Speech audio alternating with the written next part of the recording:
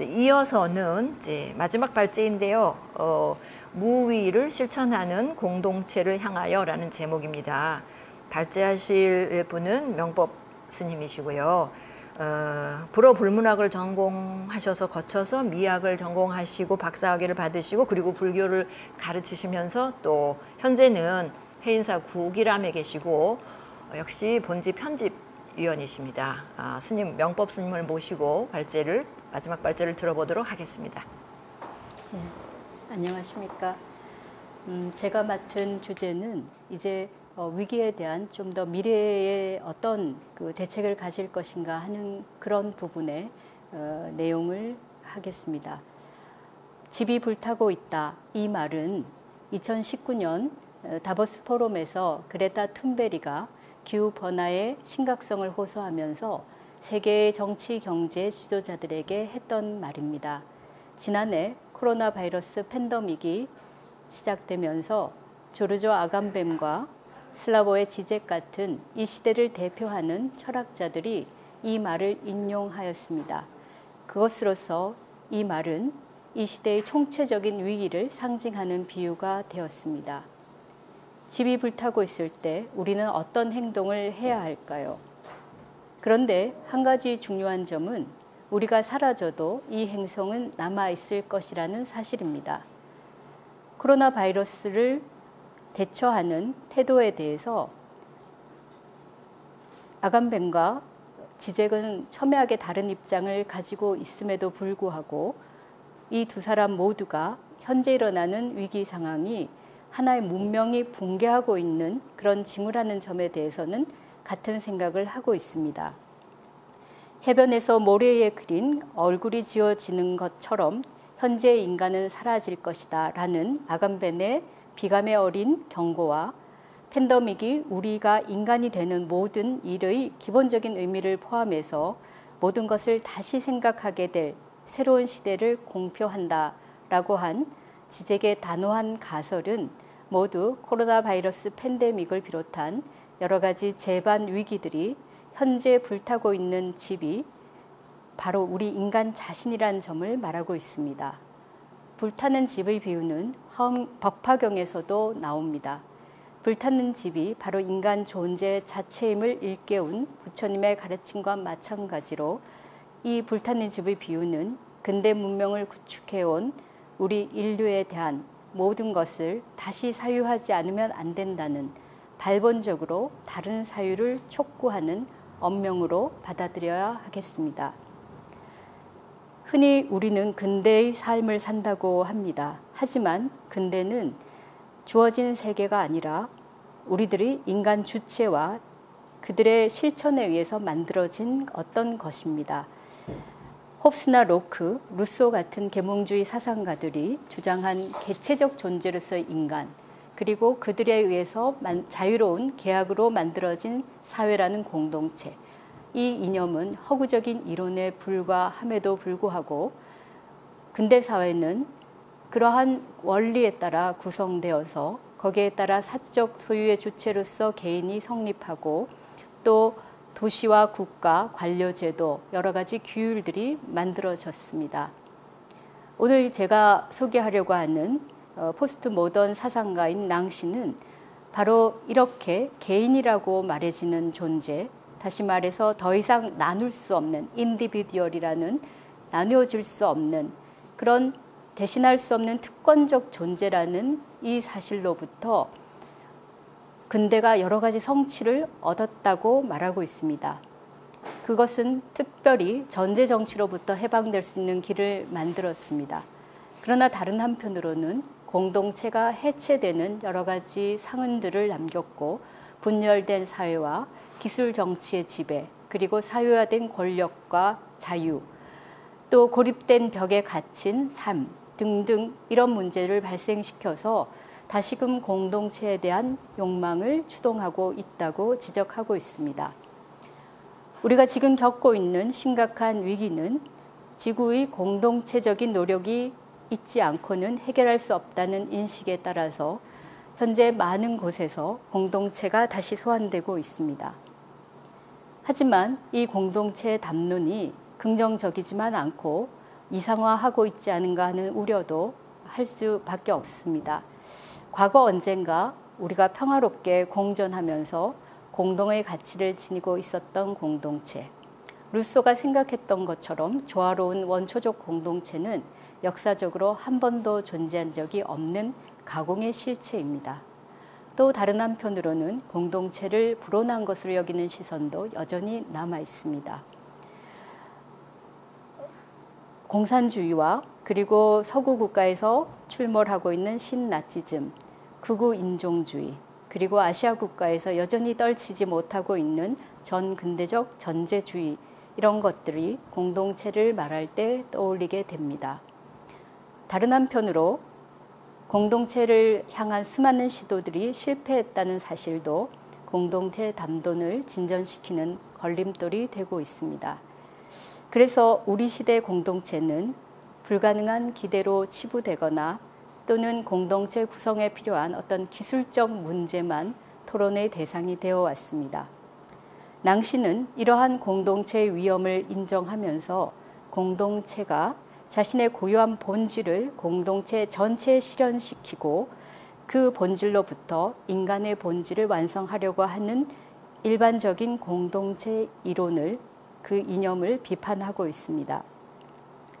전제주의든 공산주의든 공동체의 순수성, 단일한 정체성을 강조하는 것은 자신이 속한 공동체의 외부를 부정하고 배제하는 폭력을 양산할 뿐 아니라 공동체의 순수성을 지키기 위해 내부적인 폭력도 낳는다고 봅니다. 데리다가 자가 면역이라는 개념을 빌어서 설명했던 내부적 폭력이 바로 그것입니다. 따라서 낭시가 도달한 결론은 공동체의 문제가 공동체 자체보다는 인간에 대한 사유, 인간을 내재적 존재라고 보는 사유의 문제라는 것입니다.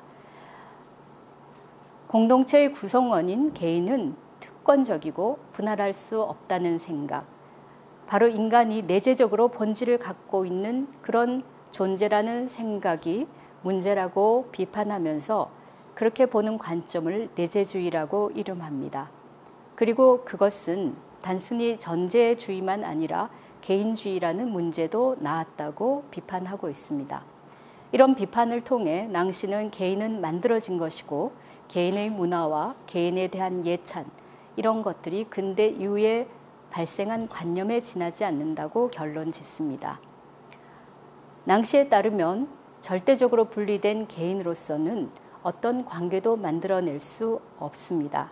개인은 사회적 관계를 만들지 못하고 오히려 소통을 억압하고 공동체가 상실되었다는 환상을 만들어낸다는 것입니다. 신성한 본질을 갖는다고 여겨진 공동체는 날조된 것이고 개인들로 구성된 사회가 만들어낸 가혹한 현실로부터 벗어나려던 헛된 몸짓에 불과하다는 것입니다. 그래서 이제 낭시는 공동체의 구성이 되는 존재를 개인이 아니라 단수성이라고 명령합니다. 단수성은 개인의 본성도 개인성의 구조도 갖지 않는 것으로 진정한 공동체는 자아들의 공동체가 아니라 단수성으로서의 나들의 공동체, 다시 말해 타인들의 공동체라고 말합니다. 그리고 이렇게 존재하는 존재, 자기 밖을 향해 있고 어떤 내적 경험, 따라서 주관적인 것도 없고 바깥과의 관계에 대해서 갖게 되는 경험과 분리될 수 없는 그런 존재를 낭시는 외존이라고 명명합니다. 그리고 이들에 의해서만 공동체가 가능하게 된다고 말하고 있습니다. 그래서 낭시는 개인성이 공동체와 소통을 구성하기보다는 공동체와 소통이 개인성을 구성한다고 거꾸로 뒤집어 말합니다. 소통은 자신과의 단절을 통해서 이루어지는 것이죠. 그래서 소통을 하려는 존재는 항상 자기 바깥으로 나아가는 그런 탈자화 운동이 일어나야만 하는 것입니다. 소통은 오직 자기 자신을 위태롭게 하는 두 사람 사이에서만 발생합니다. 그것은 공동의 무, 그러니까 아무것도 아닌 것을 향해 가는 것, 아무것도 아닌 것 가운데 자기 밖에 있으려는 그런 탈자태적인 운동 그 자체라고 낭시는 말하고 있습니다. 이렇게 동일자가 타자로 인해 또는 동일자가 타자에게 향해 기울어져 있는 것을 편의 또는 기울어져 있음이라고 이야기합니다. 바로 이렇게 소통은 외존에 의해서 다른 사람에게 기울어져 있을 때 일어난다고 말하고 있습니다. 그러므로 공동체는 추상적이거나 비물질적인 관계도 아니고 공유된 어떤 실체도 아니라는 것입니다. 또한 실존한다는 것은 내재적으로 존재하지 않는다는 것입니다. 보통 우리가 실존은 자기 자신에게 헌전한다라고 이야기하는데 낭시는 그러한 일반적인 정의를 뒤집으면서 실존은 그 자신이 자기 자신 내에서 타자로서 존재하는 것이라고 말을 하고 있습니다. 그리고 그 실존의 타자성이 더불어 있음이라고 하는 타자의 존재와의 함께 존재함을 통해서만 도래한다고도 말하고 있습니다. 이렇게 단수성들이 서로 소통하는 것을 유한성의 나눔이라고 하는데, 그럼 유한성은 어떻게 경험되느냐? 가장 대표적인 사례가 탄생과 죽음 같은 것입니다. 바로 우리들 자신의 것으로 소유할 수 없는 상황들을 유한성이라고 말하고 있습니다. 특히 죽음은 유한성을 각인시키는 대표적인 상황인데요. 죽음을 통해서 우리는 함께 있음을 경험하게 된다고, 그럼으로써 공동체가 나타난다고 말하고 있습니다. 하이데거는 죽음을 오직 나의 죽음이라고만 이야기했습니다. 이에 반해서 낭시는 타자의 죽음을 통해서 나에게 일어나는 변화를 강조합니다. 타자의 죽음을 목격하는 내가 그 순간 다른 나로 변한다는 사실, 그래서 나도 다른 존재가 되고 죽음이란 사건을 통해서 타자 역시 또 다른 존재로 변화하면서 서로가 하나의 상황을 공유하는, 그래서 어떤 관계의 공간이 발생하고 바로 그 관계의 공간에서 소통이 이루어짐에 따라서 공동체적인 공간이라고 하는 공간이 생긴다는 것입니다. 바로 이렇게 죽음이라는 한계적인 상황, 유한한 상황이 우리가 함께 있음을 알게 하고 공동체를 가능하게 하는 존재적인 상황이라는 것입니다. 바로 죽음은 탈자태적이고 소통적인 경험이다라는 것이 낭시의 주장입니다. 그러나 이것이 죽음만이 아니라 우리의 일반적인 삶의 상황 전체가 그렇다는 것이 또한 낭시의 이야기입니다. 그래서 우리들은 타자라고 하는 어떤 공통의 실체가 아니라 각각 자기의 비실체성, 자기 자신의 타자와 또 그 타자의 비실체성과 만남을 갖고 그것에 의해서 관계를 갖고 있다고 말합니다. 그것이 바로 더불어 있음이라고 하는 상태이고 그것이 외존의 양태라고도 말합니다. 이로부터 낭시는 아주 중요한 결론을 끄집어내는데, 공동체는 이루어져야 할 과제 영역에 속하지 않는다는 결론입니다. 바로 이런 의미를 낭시는 무의라는 말로 표현합니다. 불어로 에브르멍이라는 말은 과제나 성과, 작품 등을 말합니다. 그에 반해서 무의라고 번역된 데즈에브르멍은 과제와 대립되는 의미입니다. 그래서 공동체는 우리가 어떤 목표로 하고 이루어야 될 어떤 과제가 아니고, 그리고 그것에 의해서 만들어진 성과들이 공유되지도 않는다는 점을 무의라는 표현을 통해서 낭시는 이야기하고 있습니다. 그렇다면 무의는 무엇인가? 우리를 공동체 내에 외존시키는 것이 스스로 말하게끔 내버려 두는 것이다 라고 말합니다. 말할 수 없었던 어떤 것이 말해질 수 있도록 내버려 두는 것, 그것을 말합니다. 그래서 주체들이 결여하고 있는 어떤 것이 도래하게끔 주체를 비행동의 상태에 두는 것입니다. 바로 그 비행동의 상태 뒤에 열리는 어떤 것을 말합니다. 이 말은 아무것도 하지 말라, 공동체를 위해서 아무것도 하지 말라라는 의미는 아닙니다. 그런 점에서 또 한 가지 중요한 것은 우리들 사이에서의 관계가 중요하고, 우리들의 관계를 이어내는 가장 중요한 동의는 바로 공동체의 정념이라는 것입니다. 이 공동체를 향한 우리의 정념은 타인의 인정을 구하는 것이나 지배를 위한 어떤 계산적인 작용을 하는 것, 또 향락을 추구하는 것과는 전혀 다르고 오직 공동체를 통해서만, 공동체의 소통으로서만 가능한 것이고, 그런 점에서 단수적인 존재들이 서로를 나누는 그런 관계라고 말하고 있습니다. 또한 이렇게 공동체는 단수적 존재들이 끊임없이 균열되고 나누고 하는 과정에서 만들어지고 또 이동하고 변화해가는 역동적인 것이고 또한 미완성의 것이라고 봅니다. 우리는 매 순간 자기 자신의 한계를 나누고 자기 자신의 한계 위에서 서로를 나누어 가집니다. 우리는 부모, 자식, 공적 인간과 사적 인간, 생산자와 소비자 같은 사회적 관계에 머물러 있지 않고 무위에 처해서 공동체 가운데 있다고 낭시는 보았습니다. 바로 이 미완성을 공동체의 원리라고 단언하면서 이렇게 미완성의 것으로 내버려 두는 것이 공동체의 나눔의 관건이라고 역설하고 있습니다. 이제 공동체는 과제가 아니라 무한히 새롭게 되풀이되고 도래돼야 할 매한의 것이고 공동의 것입니다. 그렇게 서로가 나누어야 될 선물이고 과제가 아니라 유한성 가운데 놓여 있는 무한의 임무라고 말하고 있습니다. 바로 공동체 없이 인간일 수 없다는 낭시의 주장은 코로나 바이러스 팬데믹을 통해서 여실하게 확인되었습니다. 우리는 다른 사람과 공유하는 어떤 것이 특권도 아니고 이데올로기적인 실체도 아니고 주디트 버틀러가 말한 것처럼 취약하고 언젠가 죽음을 맞이하며 고통과 슬픔을 겪는다는 사실입니다. 인간의 문명의 첫 번째 증거를 대라고 하는 질문에 대해서 부러진 뒤 추로된 대퇴부 뼈에서 인류 문명의 시작을 발견했던 인류학자 마거렛 미첼이 통찰했던 바와 같이 함께 생활하는 동료의 존재를 인식하고 그가 공경에 빠졌을 때 그 어려운 사정에 공감하며 자신의 위험이나 어려움을 무릅쓰면서 동료를 도울 수 있게 됨으로써 인류의 문명은 시작되었습니다. 바로 그것이 소유가 아니라 존재 그 자체가 공동체의 기반이라는 낭시의 이야기를 뒷받침하는 내용이죠.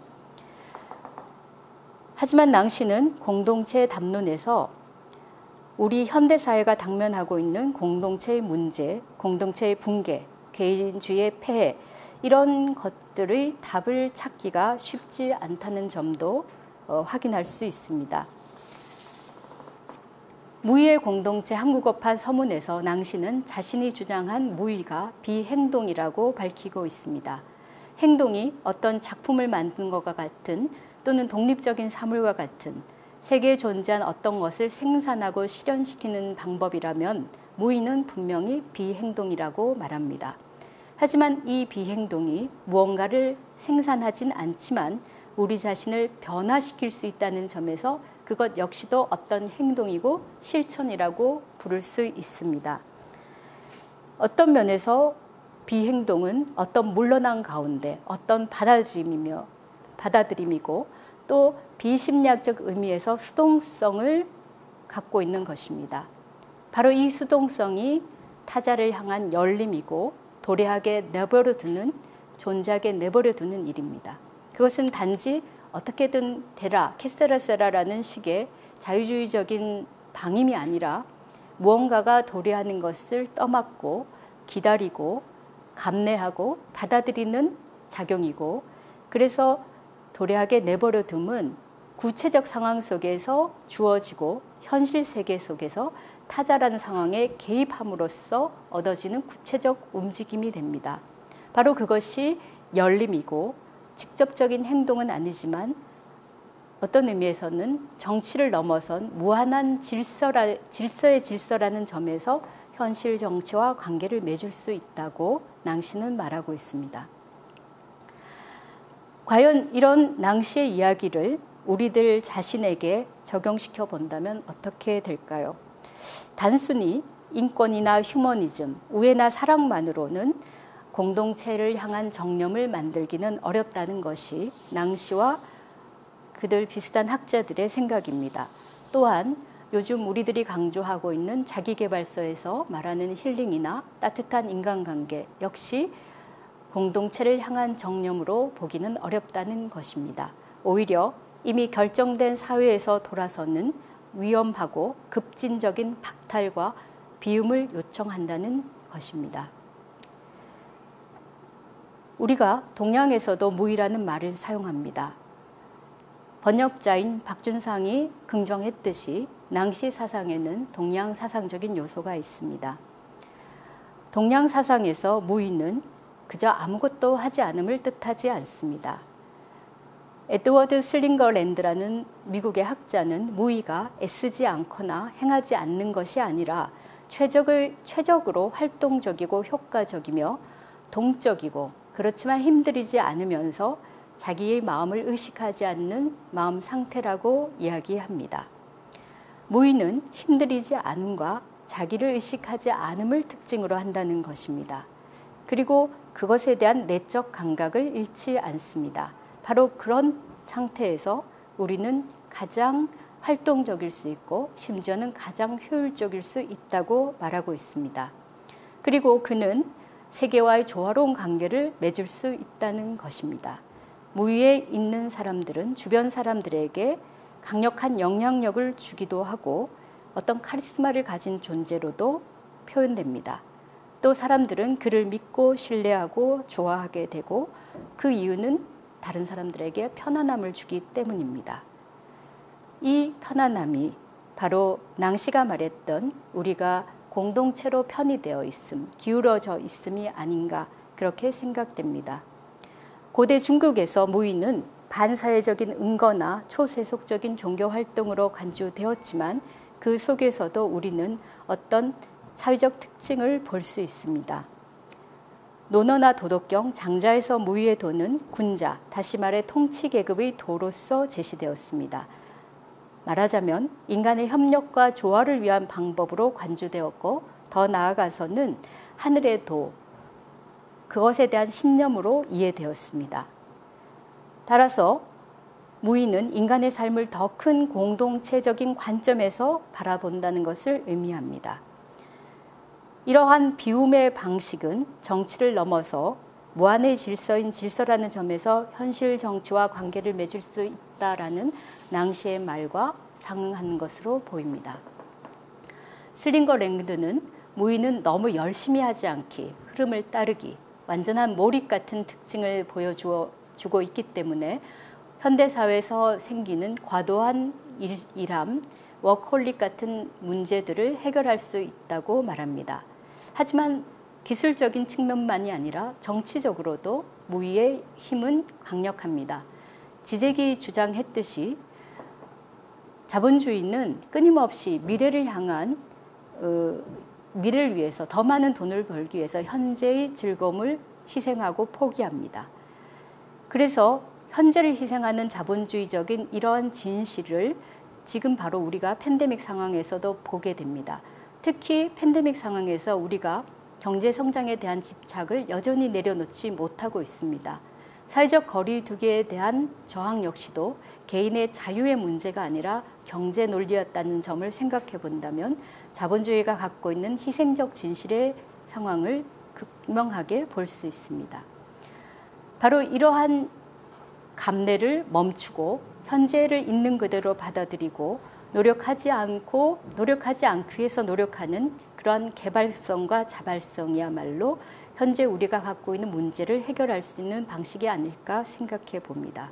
그것은 중국에서는 우리 인간의 본성을 회복하는 방식이라고도 이야기되어 왔습니다. 다시 법화경의 비유로 돌아가 보겠습니다. 집에 불이 났을 때 불을 끄기 위해 빨리 행동을 취해야겠지요. 하지만 현재의 위기가 세상의 종말이고 인간의 소멸이라면 낭시와 아감벤이 말한 것처럼 근대적 인간 주체의 관념을 발본적으로 다시 사유해야 될 필요가 있습니다. 그리고 그 틀을 깨고 나와야 합니다. 다행스럽게도 우리는 우리 공동의 노력이 없이는 현재의 위기가 해결될 수 없다는 것들을 자각하고는 있습니다. 그럼에도 불구하고 감내하고 희생함으로써 공동체를 유지해야 된다는 당위로 그런 이성적인 설득으로 현재 상황을 감당하기는 어렵습니다. 또 인간의 취약성과 상실에 기초해서 새로운 공동체의 가능성을 상상하자는 주디트 버틀러의 제안 역시도 이성적이지만 현실적인 해결이 되기는 어렵습니다. 데리다가 주장하는 환대라든가 종교 지도자들이 말하는 연민과 공감 역시도 피상적인 수준에 머물 수가 있습니다. 그렇다고 법적 규제와 제재만으로 위기가 극복되기도 어려워 보입니다. 자연에서 가장 약한 존재인 가장 미물로부터 시작해서 서서히 우리 환경을 옥죄어오고 있는 자연환경과 기후위기, 노동의 소외 이런 문제들을 법적 규제와 폐쇄만으로 극복하기는 어렵기 때문입니다. 낭시가 주장하는 것처럼 공동체로서의 삶과 실천을 방해하는 것은 개인이라는 관념입니다. 각자가 주체이고 권리의 담지자이며 타자와 분리되어 있다는 의식을 계속 지니고 있는 한 지구적 위기에 대한 공동 대응은 불가능하게 보입니다. 설사 그것이 가능하더라도 지적이 지적하는 것처럼 더 많은 그런 사회적 상호작용이 감소했음에도 불구하고 그것이 개인적인 프라이버시를 확보하기보다는 사회적 의존을 강화하고 통제를 만들어내는 것으로 귀결될지도 모르기 때문입니다. 또 아간벤이 주장하듯이 사람들이 어떤 보장도 없는 전례 없는 제재와 제약을 받아들인 이유는 팬데믹에 대한 두려움 때문만은 아닙니다. 아마도 아직까지 익숙했던 세상이 계속될 수 없을 것이라는 사실을 무의식적으로 인지하기 때문일 것이다 라고 아간벤이 말하고 있는데, 우리가 불타고 있는 집에서 빠져나오지 못하는 것은 집 바깥에 무엇이 있을지 모른다는 두려움 때문이겠지요. 따라서 계몽주의적 기획이 만들어 놓은 이상적 인간으로 간주되는 독립적이고 자율적인, 그리고 그렇게 사유하고 행동하는 인간을 극복하는 것이 첫 번째 과제가 되어야 할 것입니다. 그리고 우리들은 어떤 본성도 가지지 않는다는 점, 끊임없이 타자로부터 살아가고 있고 타자로부터 도래하고 있다는 것을 인정하고 거기에 내맡겨져 있다는 사실을 받아들여야 하겠습니다. 그것이 어쩌면 우리가 변화할 수 있는 첫 번째 걸음이 될 수 있겠습니다. 불타는 집에서 빠져나가기 위해서 우리는 지적이 주장한 것처럼 탈인간의 도전을 받아들이고 낡은 일상으로의 복귀를 꿈꾸는 대신 새로운 일상을 건설하는 힘들고 고통스러운 길로 나서야 하겠습니다. 불타는 집에서 소꿉놀이에 빠져서 불이 타는 것도 모르는 어린아이들에게 약속한 선물보다 더 좋은 선물을 줌으로써 나오게 했다는 법화경의 비유는, 거기서 중요한 핵심은 선물이 아니라 자발성이라고 저는 생각합니다. 두려움 없이 새로운 인간으로 나아가기 위해서 정말로 필요한 것은 이성적인 설득도 아니고 자발성이라는 것입니다. 두려움 없이 새롭게 나아가기 위해서 우리에게 필요한 것은 마음에서 우러난 진정한 자발성입니다. 금강경 유마경에서 우리는 공의 깨달음을 보살도의 실천 조건으로 제시하고 있습니다. 이타적 실천을 위해 머무는 바 없이 마음을 내기가 중요하다고 가르치고 있습니다. 결과를 바라지 않고 그냥 하라. 이 가르침은 노력하지 않게 노력하기라는 무위의 이중적 특징을 더욱 근본적으로 자발성에 근거짓게 합니다. 머무는 바 없이 머물미라는 금강경의 가르침은 무위의 상태에서 우리가 어떤 적극성을 발현할 수 있을지를 보여줍니다. 또 유마경에서는 유위에 머물지도 않고 무위를 다하지도 않는다고 하여 공동 내 존재로서의 인간이 어떻게 무위의 상태에서 유위의 보살도의 실천을 할 수 있는지를 보여주고 있습니다.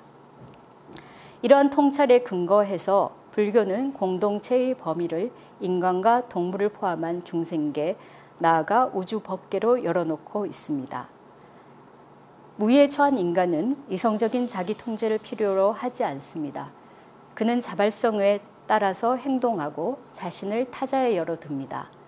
타자에 대한 관심과 배려는 자기 존재의 실존 방식이기 때문에 어떤 의무감도 요구하지 않습니다. 자발성이 우리에게 주는 가장 큰 이익은 기쁨입니다. 그 어떤 자발성도 기쁨에 기초하지 않은 것은 없기 때문입니다. 기쁨에 젖어 단수적 존재들이 자연스럽고 편안하게 타인을 위한 삶을 사는 것, 그것이 바로 공동체의 모습이 아닐까 합니다. 몰입과 단순한 삶이 주는 기쁨을 통해 스스로 무위에 처하고 자발성으로 돌아감으로써 위기에 대한 새로운 극복의 전망이 열릴 것으로 보입니다.